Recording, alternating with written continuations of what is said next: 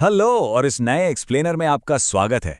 आज हम केमिस्ट्री की एक ऐसी कमाल की सच्चाई को अनकवर करने वाले हैं जो साबित करती है कि लेबोरेटरी में चीजें जैसी दिखती है ना, वैसे हमेशा होती नहीं है। तो चलिए सीधे शुरू करते हैं और क्रिस्टल्स के अंदर छिपे हुए इस रहस्य को मिलकर समझते हैं। हे दोस्तों, welcome back to our channel. हमें उम्मीद है आपको हमारा ये वीडियो पसंद आ रहा होगा और तो प्लीज इस वीडियो को लाइक जरूर करें और ऐसे ही वीडियोस के लिए चैनल को सब्सक्राइब करना मत भूलना। आज का हमारा ये सफर एक step by step virtual lab manual की तरह होगा। हम शुरुआत करेंगे द इल्यूजन ऑफ ड्राइनेस यानी शुष्कता के भ्रम से। उसके बाद हीटिंग एक्सपेरिमेंट के स्टेप्स देखेंगे, रिएक्शन को रिवर्स करना सीखेंगे, वाटर ऑफ क्रिस्टलाइजेशन को टेक्निकली डिफाइन करेंगे और आखिर में केमिकल फॉर्मूलाज को ठीक से पढ़ना सीखेंगे। तो step number 1, the illusion of dryness. यहां हम एक बहुत ही बेसिक अजम्पशन को चैलेंज करने वाले हैं।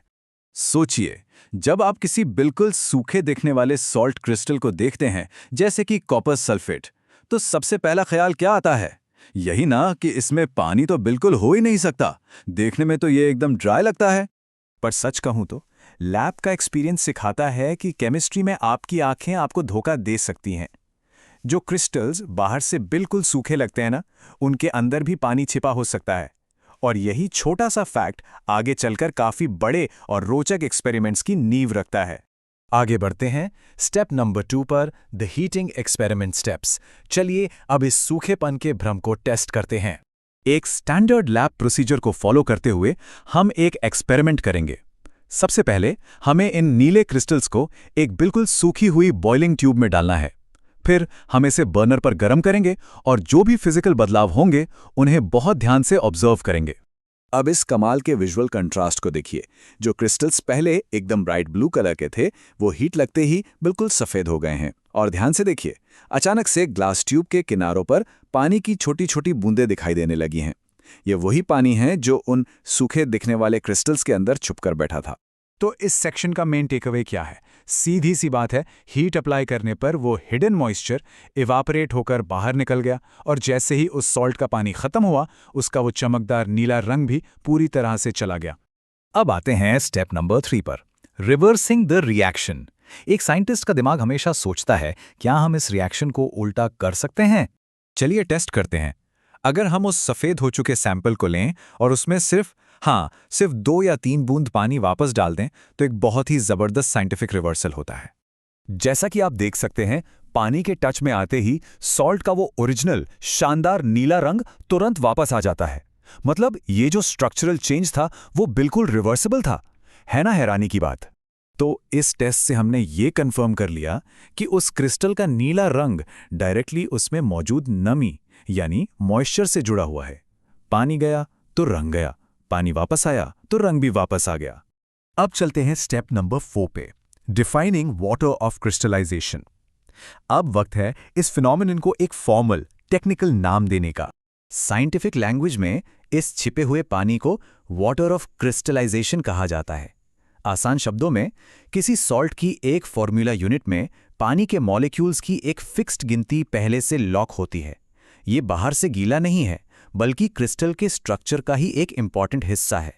अगर इस कॉन्सेप्ट को समराइज करें तो ये एग्जैक्ट डेफिनेशन हमें बताती है कि उन सूखे दिखने वाले नीले क्रिस्टल्स के अंदर पानी कहां से आया।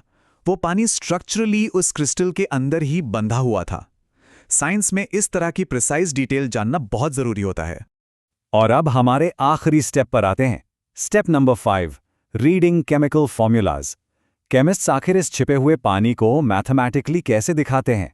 अगर हम इन फॉर्मूलाज को ध्यान से देखें तो फॉर्मूला के बीच में एक डॉट होता है और उसके बाद लिखे गए वाटर मॉलिक्यूल्स सीधे तौर पर इस वाटर ऑफ क्रिस्टलाइजेशन को दर्शाते हैं। जैसे कॉपर सल्फेट के केस में ये नंबर 5 है, वहीं सोडियम कार्बोनेट के लिए ये 10 है और जिप्सम के लिए ये नंबर 2 होता है। अब जरा सोडियम कार्बोनेट का ही एग्जाम्पल लीजिए। इसके फॉर्मूला के अकॉर्डिंग इसकी एक सिंगल यूनिट के साथ पानी के पूरे 10 मॉलिक्यूल्स जुड़े हुए हैं। ये किसी को भी सोचने पर मजबूर कर देगा कि जिसे हम कंप्लीटली ड्राई समझ रहे थे, वो असल में अंदर से कितना वेट है। इस आखिरी सेक्शन को कंक्लूड करते हुए हम कह सकते हैं कि केमिकल फॉर्मूलाज सिर्फ लेटर्स और नंबर्स नहीं हैं, ये एक जरूरी विजुअल क्यूज हैं। ये बताते हैं कि किसी स्पेसिफिक क्रिस्टल स्ट्रक्चर को फॉर्म करने के लिए उसके अंदर कितना इनविजिबल पानी लॉक्ड होना जरूरी है। तो अब जब हमारा ये साइंटिफिक एक्सप्लेनर यहाँ खत्म हो रहा है, मैं आपके लिए एक दिलचस्प ख्याल छोड़ के जा रहा हूँ।